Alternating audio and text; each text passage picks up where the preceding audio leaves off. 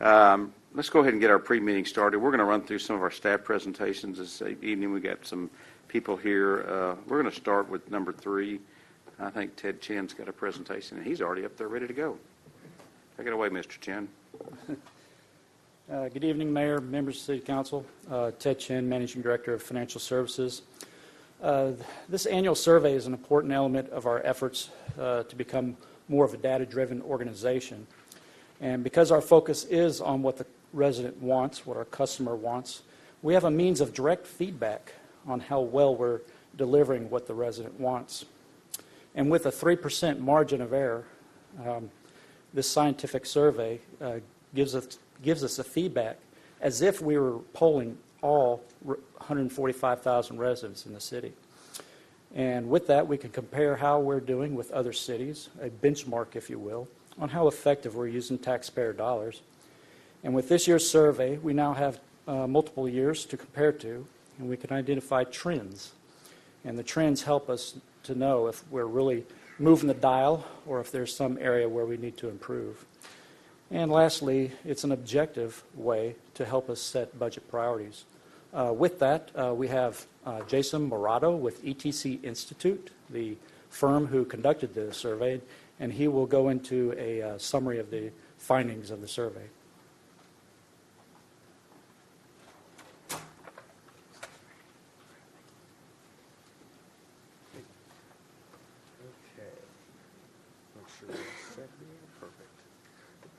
Thanks. My name is Jason Morato. I'm a senior project manager at ETC Institute.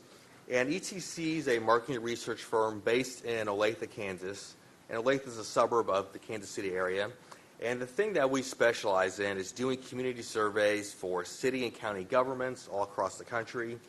And we just recently, for the second time, finished administering a community survey for the city of Mesquite. So today I'm going to go through the high-level major findings from the survey. So I do have one quick slide about ETC Institute.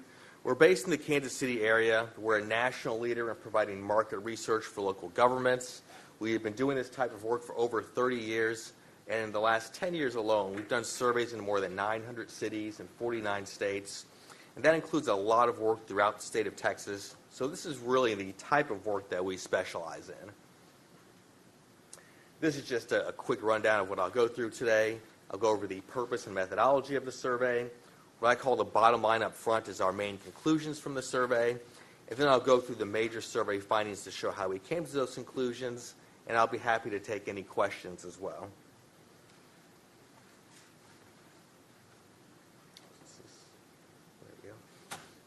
So there's several reasons to do a survey like this. One is to get an objective assessment of how satisfied residents are with major city services, also determine residents' top priorities for the city. As Ted mentioned, we're also now able to measure trends compared to last year's survey. We made a few changes to the survey this year, but most of the questions are the same. And then also we're able to compare your results against other communities on both a regional and a national basis. So this survey is 7 pages long, and the typical length for these surveys is 6 to 7 pages, so this is pretty much at the maximum length. The survey was administered by a combination of mail, online, and phone to randomly selected residents throughout the city. Our goal was to get at least 850 completed surveys, and we ended up with 866. And one thing we always do when we administer these surveys is as we collect the data, we check the demographics to make sure it reflects the actual population of the city. And we'll look at a few examples of that in just a little bit. And the results of these 866 surveys at the 95% level of confidence has a margin of error plus or minus 3.3%. So essentially that means if we did this survey the same way 100 times, 95 times the results would be plus or minus 3.3% from what we're reporting. So the results aren't perfect, of course, but really it's a very small margin of error. So we'll take a look at a few demographic questions. Here are the age of respondents that fill out the survey. So we had a really good mix by different age groups. This is the race and ethnicity of survey respondents. Again, this matches up very close to the actual demographics of the city. And then for male, female, we had 50% each, so right on target with what we're we're trying to be. And then here we have a map of the city. The red dots are households that completed the survey, and you can see the boundaries of the 4 districts. So we had a really good distribution throughout the city. This is very similar to what we had on last year's survey. We had at least 185 completed surveys in each of the 4 districts, so we had a really even distribution. So here's our main conclusions from the survey. We found that the city's moving in the right direction. There are some areas that had a decrease in satisfaction since last year's survey, but the overall level of satisfaction has increased a little bit. We also found, once again, that the city rates higher than other communities in the value residents receive for city tax dollars and fees, and you rated 12% above the Texas average and 7% above the U.S. average in the value that residents receive for their city taxes and fees.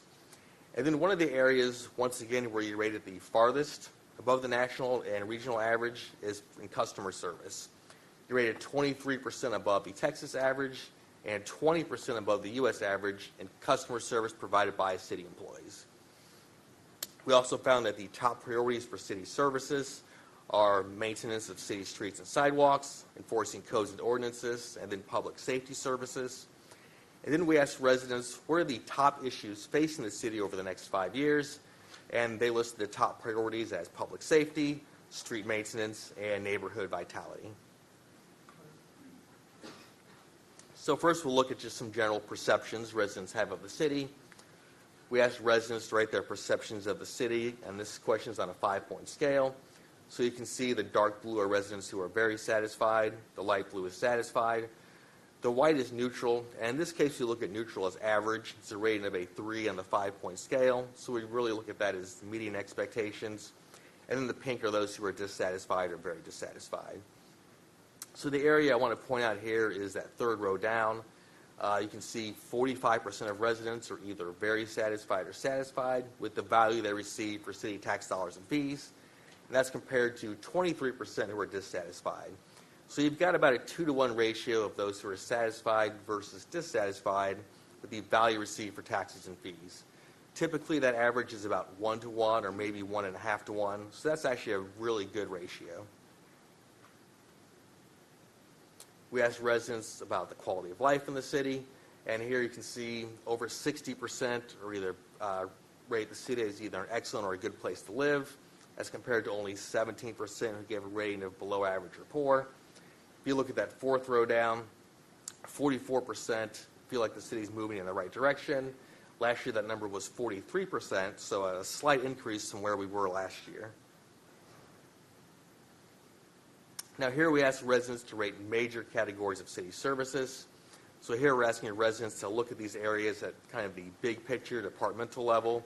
And then later on we ask them to rate some more specific areas within some of these categories. So overall, most areas have low levels of dissatisfaction. There's only 2 areas where more than 25% of residents are dissatisfied, and that's codes and ordinances, and then maintenance of city streets and sidewalks. Now, the good thing here is that the 3 lowest rated areas, which are traffic flow, codes, and streets, each of those have had a small increase in satisfaction since last year's survey. So they're at least headed in the right direction. And you can see the highest rated areas overall are public safety, trash and yard waste services, and libraries. So here you can see we have a map of the city. And what we did here is broke the results down by census block group. So this tells us if residents in different parts of the city are rating services differently. We created a map like this for every question asked on a 5-point scale. So there's over 100 maps like this in the report. Just have a few that we'll go through here. We won't go through all 115 or what, unless you want to. But so this one is for overall quality of police, fire, and ambulance. And you can see most of the map is blue. You have that one little area, which is the yellowish color, which is a rating of average.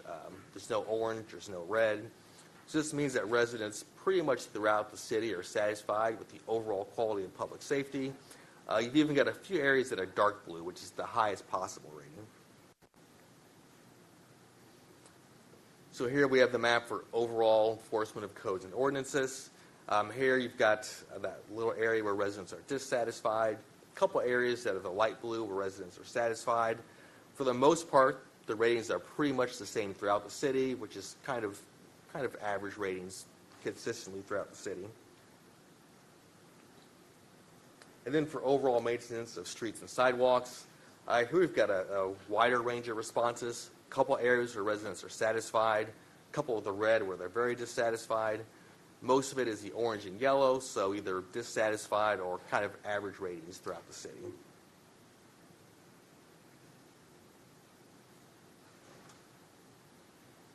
And then we asked residents if they think the city is continually improving as a place to live. So you can see on this year's survey, 45% of residents said yes, compared to 29% who said no. Pretty much the same as we saw last year. Last year we had 46% yes versus 31% no, so a little better ratio this year, but very, very similar to last year.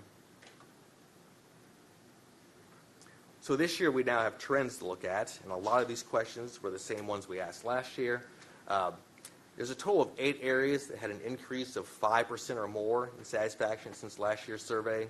Only 4 areas that had a decrease of 5% or more. So you can see here the areas with the biggest increases in satisfaction are street lighting, quality of computers and other electronic devices, that's related to the library, customer service from Parks and Recreation staff, the amount of quiet space in libraries, usefulness of information on the city's website, quality of customer service from library staff, the availability of meeting space, and that's also related to libraries, and then the availability of public safety messages. Then the areas with the biggest decreases since last year, neighborhood and crime watch groups, how quickly police respond to emergencies, the accuracy of information and assistance provided by staff, and then the city as a place to work. So we'll look at these now in a little more detail. So for these next few charts, the blue bar are residents who are either very satisfied or satisfied in this year's survey. The red bar are the results from last year. And as we go through these, I put blue arrows by places where the satisfaction rating has increased by 4% or more, red arrows where it's decreased by 4% or more. So this first chart's for major categories of city services. The ratings have increased at least a little bit in 7 out of these 10 areas. In most cases, it's a small increase. The one area that did have a significant increase is quality of trash and yard waste services, from 72 up to 76%. And I mentioned earlier that the 3 lowest rated areas, which are traffic flow, codes, and streets, all had a small increase from last year's survey. So for maintenance and appearance, 9 out of these 11 areas, the ratings either stayed the same or increased a little bit, so good overall increase for maintenance and appearance of the city. The one area that did have a significant increase is adequacy of street lighting. That actually had the biggest increase on the survey compared to last year.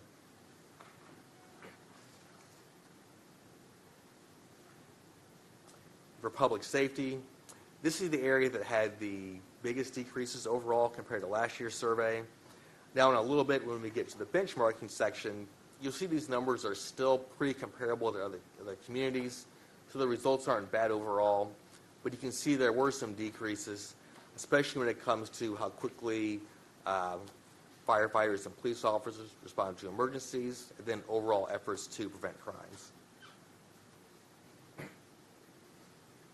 For communication, we had a couple of significant increases. The usefulness of information on the website, and then availability of public safety messages.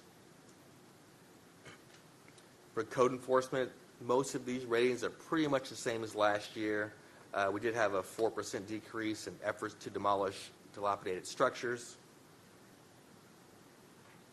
For customer service, this is the area, and you'll see this when we get to the benchmarking section, that rated the farthest above other communities, but there were some decreases compared to last year's survey.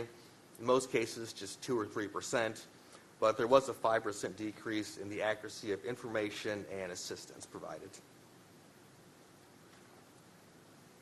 Now for Parks and Recreation, for all these areas, there are really very few significant changes from last year's survey. What's interesting is the one area that did have a significant increase is customer service from Parks and Rec staff, up 6% from last year.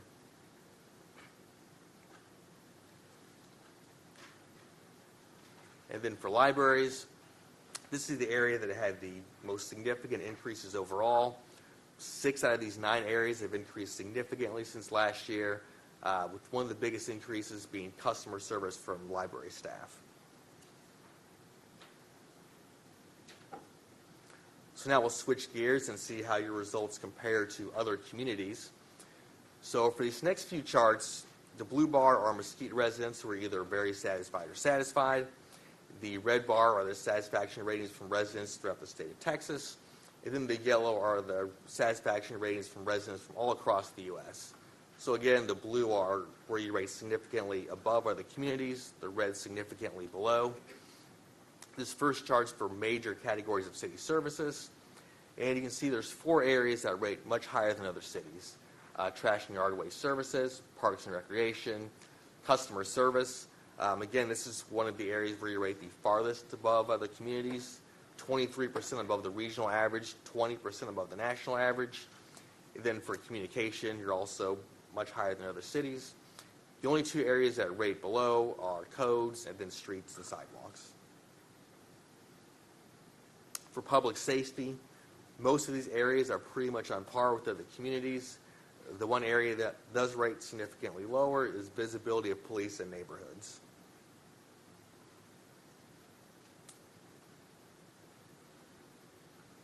Then for codes, most of these areas pretty much on par with other communities. It's one of the lower rated areas on your survey, but you can see that's consistent with what we see in most other communities.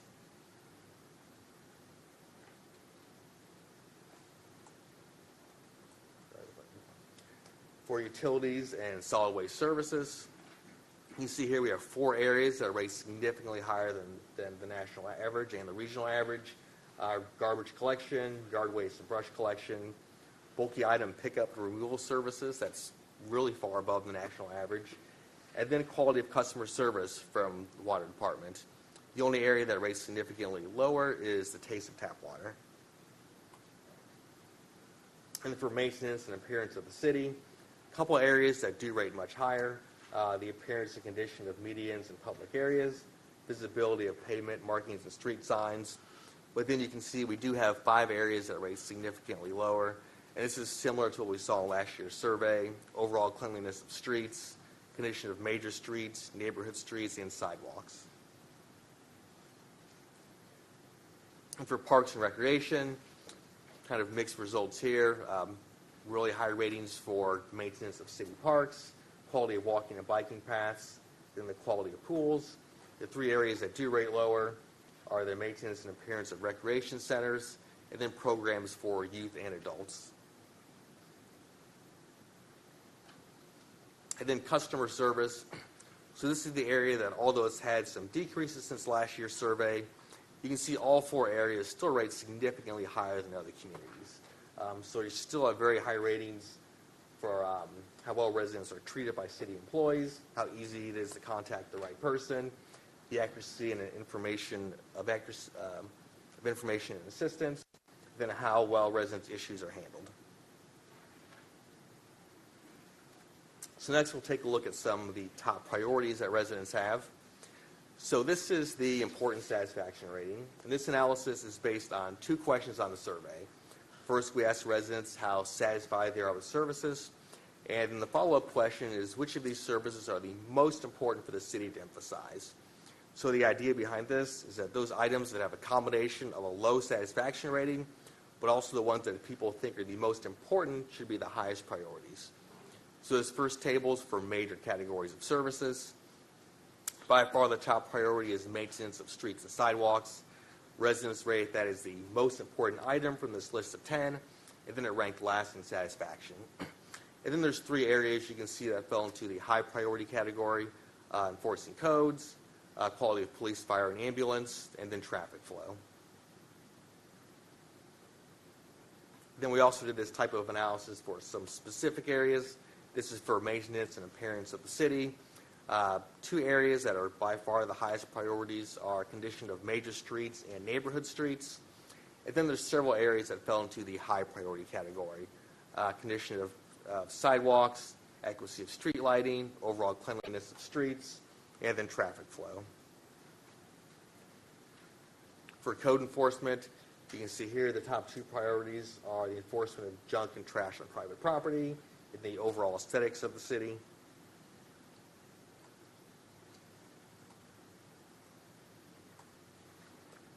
And for public safety, top priority is the visibility of police in neighborhoods. And then there's several other areas that are a high priority: efforts to prevent crime, how quickly police respond to emergencies, and then just the overall quality of police protection.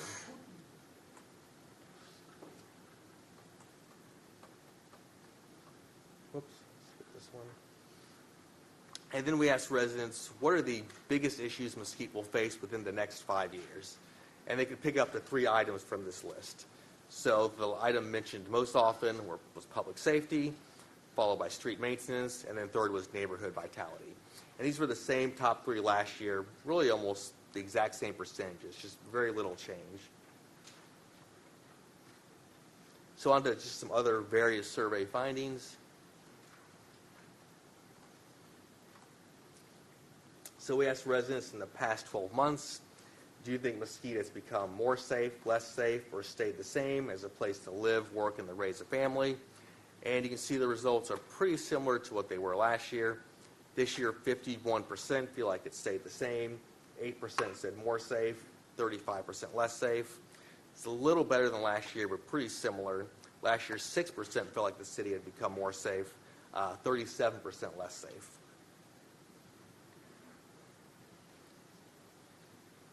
Now, for those who have had contact with the police officer in the past 12 months, we asked them to rate their experience.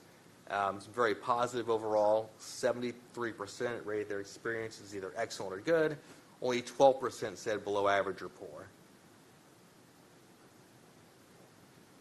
Now, we also asked residents how they currently get information about the city.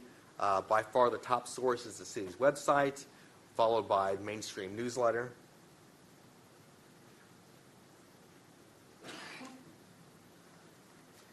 Now, that previous chart showed how residents currently get information about the city. Next question is, what are your most preferred ways to learn about the city? And the most preferred way was the city's website. Second most preferred way was the mainstream newsletter. So really this says that the ways residents prefer to get information about the city is pretty well aligned with the way they're currently getting information. So these next 2 questions are ones that were new questions asked on this year's survey. We asked, are you satisfied with the quality and affordability of housing in Mesquite? Just under half, 47% said yes, compared to 23% said no, and then the other 30% were not sure.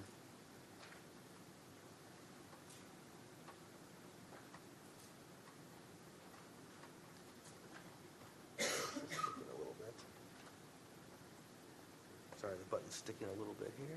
Oh, there we go.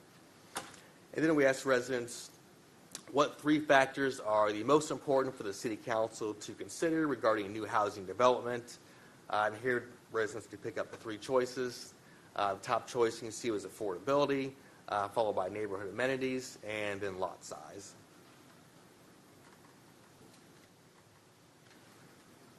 So just a quick recap. We saw that the city is moving in the right direction. Certainly there were some decreases, but overall the level of satisfaction has increased since last year's survey. Once again, you rate higher than other cities in the value residents receive for tax dollars and fees. And then also, once again, one of the areas where you rate the farthest above other communities is customer service from city employees. The top priorities for city services are maintenance of streets and sidewalks, enforcing codes and ordinances, and then public safety services. And then we asked residents what are the top issues facing the city over the next 5 years. They said public safety, street maintenance, and neighborhood vitality. So that's everything that I had. Does anyone have any questions or comments? Yeah, we appreciate this and doing this work. I know we started last year, so we've got 2 years of data, and it'll be exciting moving forward to see how responsive we are to what the surveys tell us. Just to clarify, the way you formulate your list of people to get to the 850 mark, is that through water? How do you come about getting the citizen lists? We use for all the surveys that we do across the country, we use the national list brokerage firm. And every household in the city has an equal chance of being selected. And then from that, we randomly select households to get a survey. Okay. Well, I know we've got a policy planning in a few weeks, so maybe this will be a great place for us to start again this year. Comments? Questions? Yes, sir. Mr. Noshay. For those respondents who were responding to the question about response times from officers, was that qualified with that they had an interaction with the officer in which they had personally requested the officer, or was it just based on attitudes and other responses? There wasn't a qualifying question for that. Now, for all those questions asked on a 5-point scale, there is an option to select don't know. So I excluded those from these charts here. But in the report, it shows the results with and without the don't knows. But yeah, that's not necessarily based on people who have interacted with officers. So their perception of social media and impressions that they get from the community about response times may shape their response there, correct? Right. Yeah, yes, yep, absolutely. Okay, thank you. Any other questions? Deputy Mayor Pro Tem. Do we have any data or is the part of the question, I see the number one response regarding new housing development is affordability. What is the citizen saying affordability is? Do we know a price range, what they're considering affordability is? Yeah, no, we didn't ask about that. This is the first year we asked the question, so it's just kind of a broad overall question. But yeah, we didn't get into that level of detail. Maybe in the future or something we could get something, see what the affordability and, what these categories, what the citizens are considering.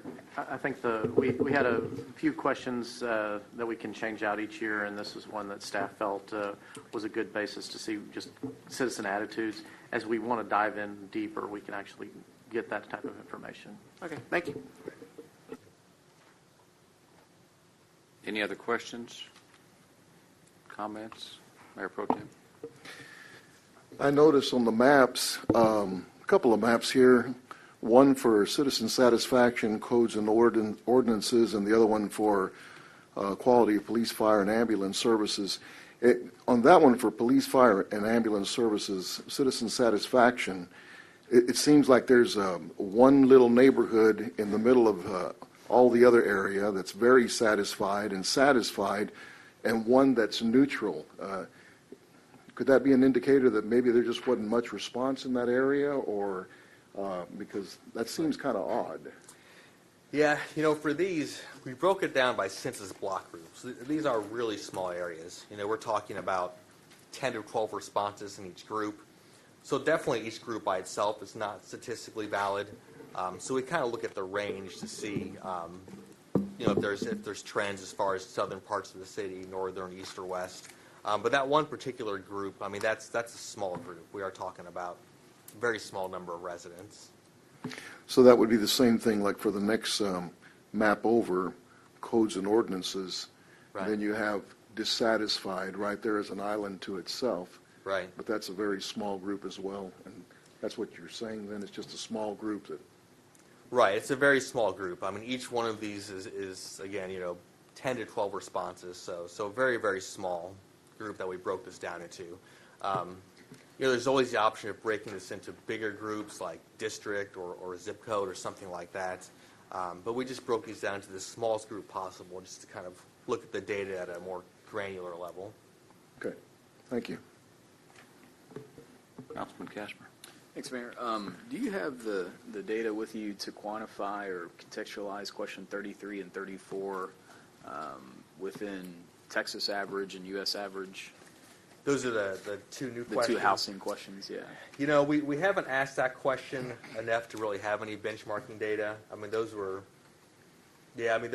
really more tailored To us. to you. So Okay. we've asked them a few times, but not enough to really have a lot of benchmarking data. Okay, thank you. Mayor Pro Tem, did you have anything else, or did you just, okay. Anyone else? Very good. Right. Thank you for your Great. presentation. Great.